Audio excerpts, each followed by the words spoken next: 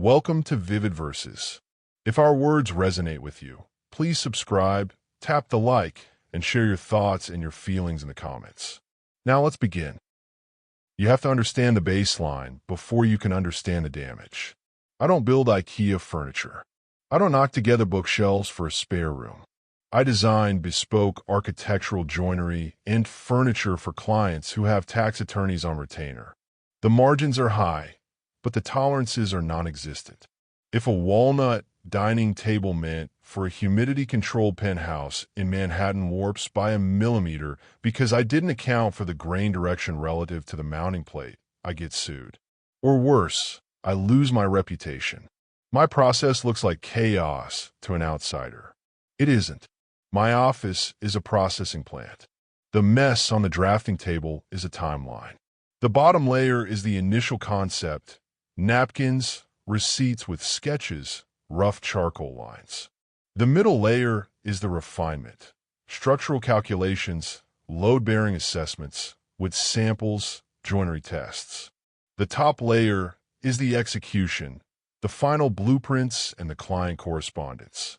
I know exactly where everything is. If I need the specs for the bracing on the heavy oak sideboard I built 3 years ago, I know it's under the stack of invoicing on the left corner of the desk. It's a spatial filing system. When Nina moved in, I explained this. I walk her into the office. I pointed at the desk. This is the brain, I told her. The rest of the house is shared space. You want to repaint the living room? Go for it. You want to rearrange the kitchen? Fine. But this room is a clean room. Don't touch the papers. Don't tidy the samples. If you move a pile, you break the timeline. She nodded. She smiled. She said she understood. She didn't.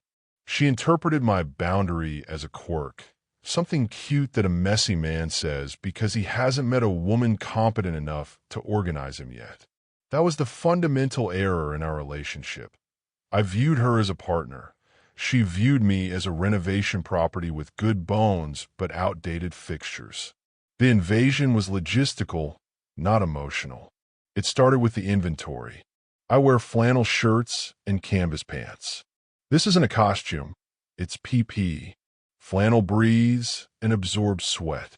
Canvas resists tearing when you snag your thigh on a jagged piece of raw maple. Work boots protect your toes from dropping a chisel or a sledgehammer. 3 months in, the inventory began to shift. I opened my closet on a Tuesday morning to find my work boots moved to the back behind a row of boxes.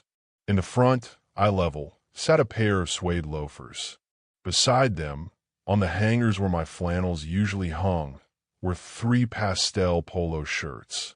I found Nina in the kitchen.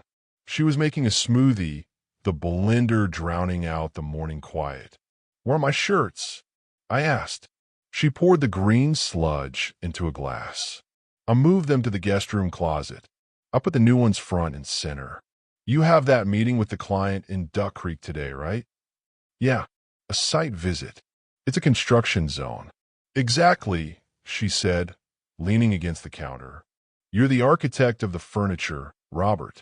You're the artist. If you show up looking like the guys pouring the concrete, they're going to treat you like the guys pouring the concrete. You need to elevate the brand. Those polos are mercerized cotton. They look expensive. They look like I've never held a hammer," I said. "Suede loafers in a site full of drywall dust and sawdust? I'll ruin them in 10 minutes. Just watch where you step," she said, waving a hand dismissively.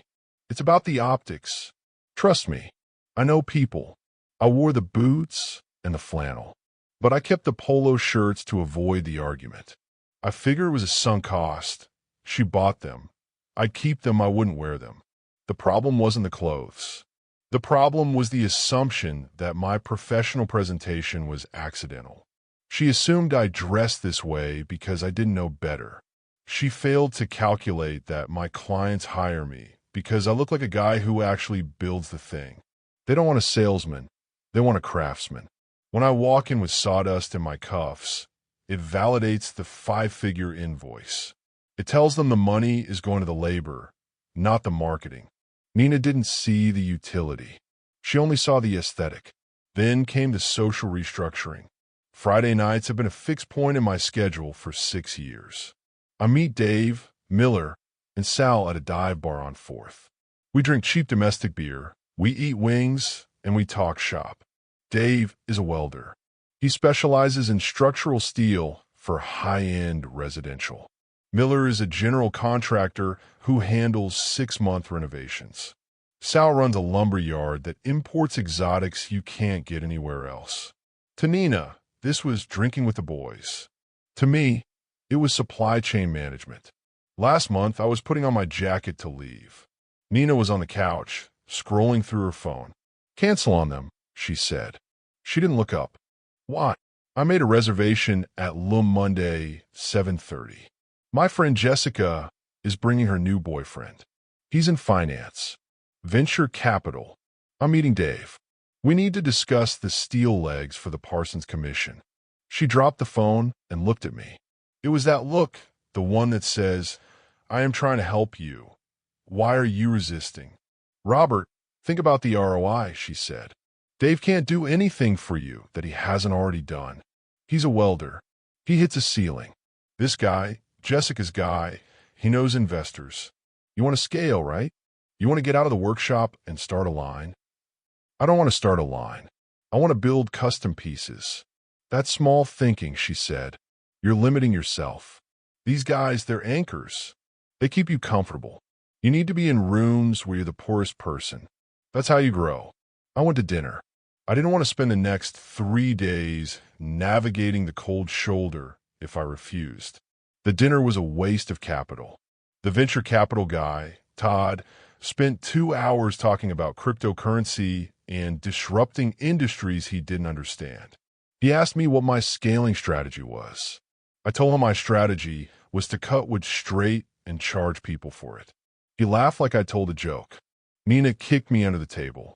On the drive home, she was glowing. "Did you see how Todd looked at you? He was interested. We need to follow up." He was condescending, Nina, and he's not a client. He buys furniture from catalogs. "You're being negative," she snapped. "I'm trying to build a network for you. You should be thanking me." She truly believed she was the asset in the relationship. She believed her social maneuvering was adding value to my business. In reality, she was cannibalizing my actual networking time, the time spent with the guys who actually refer me business, to play house with people who viewed manual labor as a quaint hobby. The climax wasn't a fight. It was a breach of contract. I had a site visit in the city that ran short. The client had failed to prep the subfloor, so I couldn't install. I packed up my tools and drove home at 2 p.m. on a Thursday. I pulled into the driveway and noticed the recycling bin was at the curb. It was full. That was odd. Pickup wasn't until Monday. I unlocked the front door. The smell hit me first. Lemon verbena, strong enough to taste. The house didn't smell like wood smoke and coffee anymore. It smelled like a sterile hotel lobby. I walked down the hall. The door to my office was open. I stopped in the doorway. The room was unrecognizable. The drafting table was clear. The chaotic ecosystem of my process, the layers of paper, the charcoal, the specific arrangement of chisels I was sharpening, was gone. The surface was polished to a shine.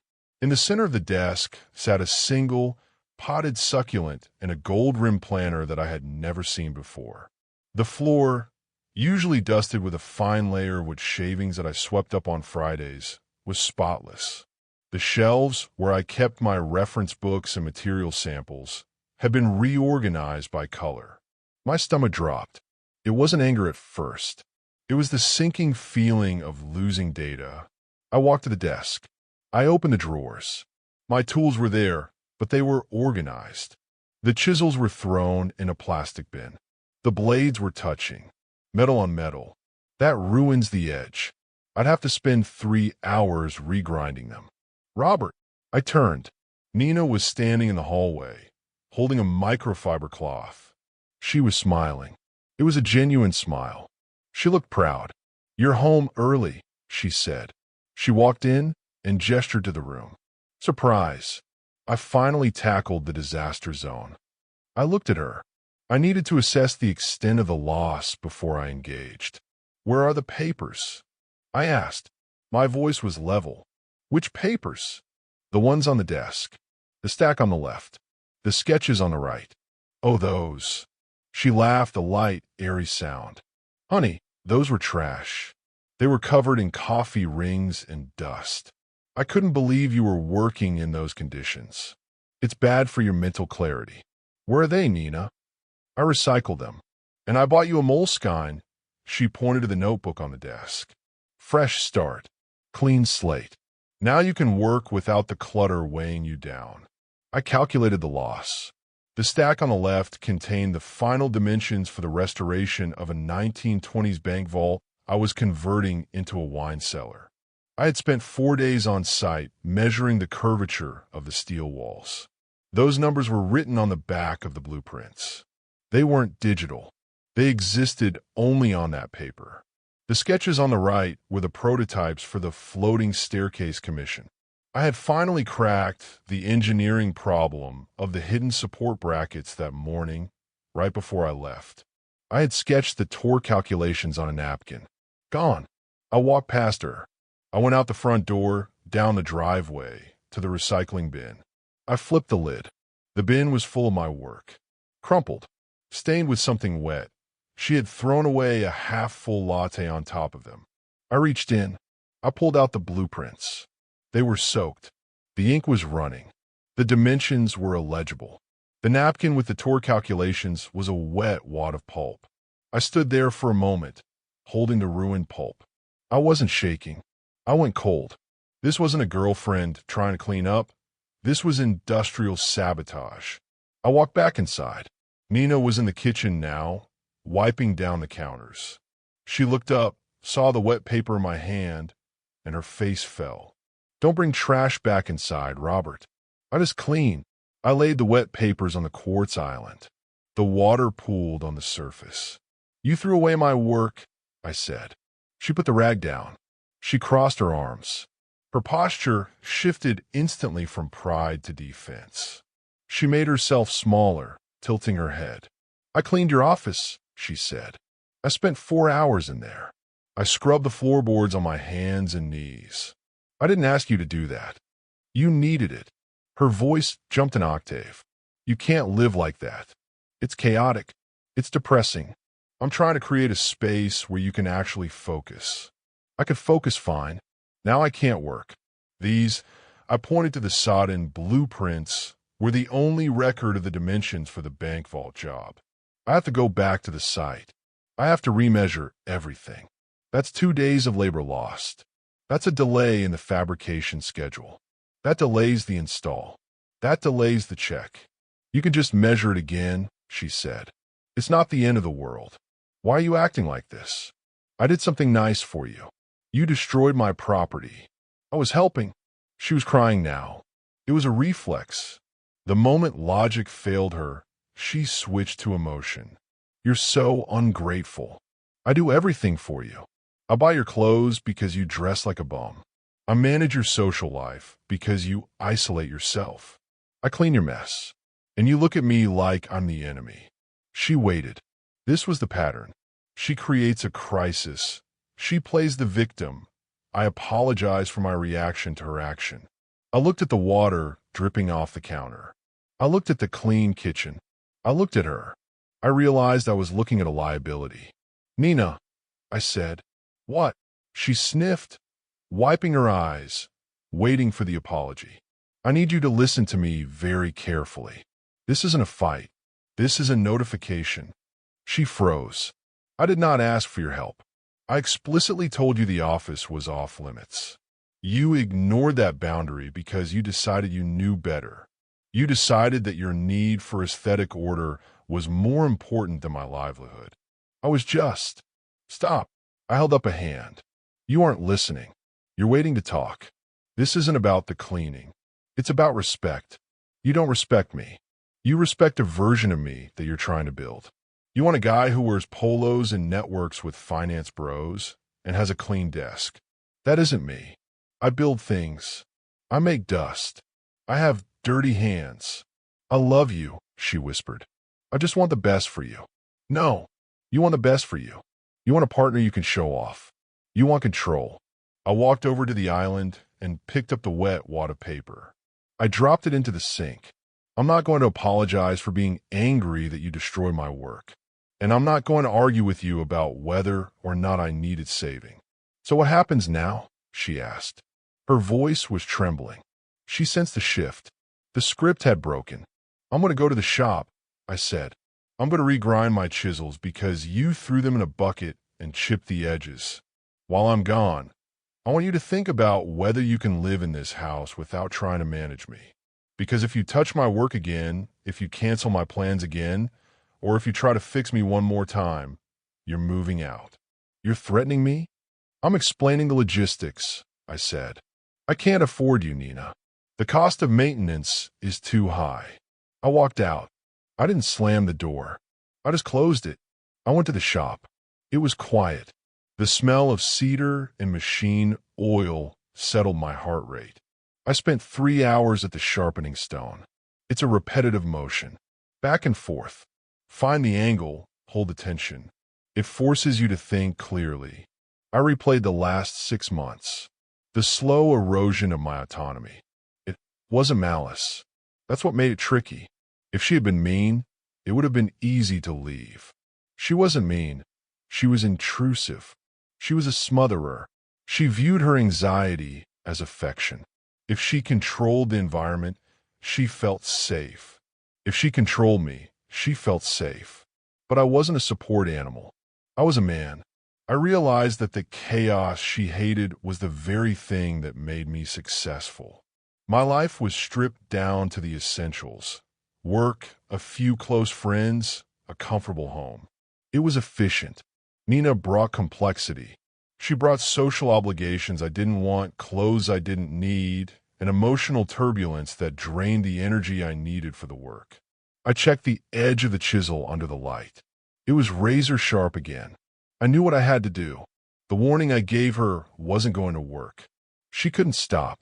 It was her nature. She would behave for a week, maybe 2. Then she'd start suggesting things again. Then she'd move something small. Then we'd be back here.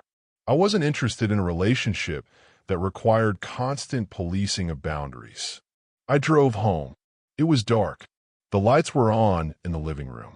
Nina was sitting on the couch, her knees pulled up to her chest. She had a glass of wine. She had clearly been crying, but she had also clearly prepared a speech. As soon as I walked in, she started. I've been thinking, she said, her voice steady but fragile. And I think we need to look at communication. You were harsh today, Robert. Very harsh. But I understand you were stressed about the papers. I think we should. Nina, I said. I didn't take off my boots. I stayed by the door. She stopped. I'm done. Done with what? Us. This. It's not working. She stood up. The wine glass tilted dangerously. You're breaking up with me? Because I cleaned your office. Because you can't hear me, I said. I told you who I was. I told you what I needed. You ignored it because you thought you could improve me. I don't want to be improved. I want to be left alone to do my work. But I love you. You love the potential. You don't love the reality. I walked past her to the bedroom. I pulled her suitcase out of the closet. What are you doing? She followed me, panic rising in her voice. I'm packing your bag. You can stay at Jessica's tonight. You can't kick me out. It's my house, Nina. My name is on the deed. I pay the mortgage. You moved in 4 months ago. We don't have a lease. You're a guest who overstayed. I opened her drawers. I started moving stacks of clothes into the suitcase. I did it efficiently. Fold, stack, pack. She screamed. She cried. She grabbed my arm. Robert, please. We can fix this. I'll stop. I promise I'll stop. I gently removed her hand from my arm. You won't stop. You can't. You need to control things to feel okay. And I need to be uncontrolled to function. It's a bad fit. I zipped the bag. I carried it to the front door.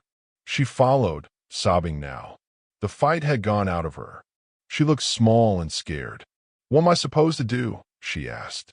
You're going to go find someone who wants to be managed, I said. There are plenty of guys out there who need a mother. I'm not one of them. I handed her the bag. I opened the door. Goodbye, Nina. She stood on the porch for a long time after I closed the door. I watched her through the peephole.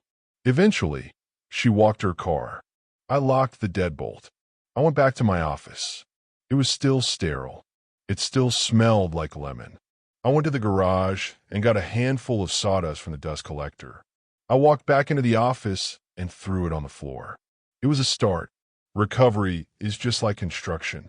You clear the debris, you assess the foundation, and you build.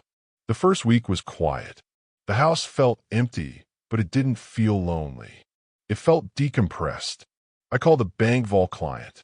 I told him there was a discrepancy in the measurements and I needed to re-verify. I didn't blame it on a crazy ex-girlfriend. I took the hit. My error. I want to be precise. He respected that. I drove out, remeasured, and built the unit. It fit perfectly. I started wearing my flannel again. The polo shirts went to Goodwill. The most interesting change was the revenue. When Nina was there, I spent probably 10 hours a week managing her emotions or attending events I hated. That's 10 hours of shop time. Over a year, that's 500 hours. That's 3 major commissions. Without the management overhead of the relationship, my output increased. I finished the floating staircase 2 weeks ahead of schedule. The client was thrilled. He referred me to a developer doing a luxury ski lodge.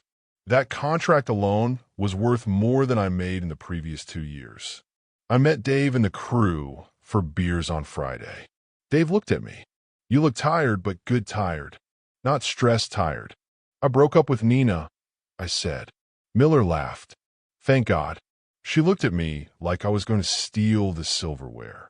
She meant well, I said. She just didn't get the logic. Logistics, Dave said, raising his bottle. It's all logistics. I heard about Nina through the grapevine.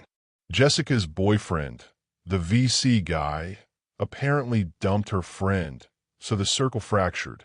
Nina was dating a guy in marketing now. Apparently, he dresses very well. I hope he likes it. I walked into my office this morning. The floor has a healthy coating of dust. The desk is covered in papers, sketches for the ski lodge, invoices with samples. I know exactly where everything is. The timeline is intact.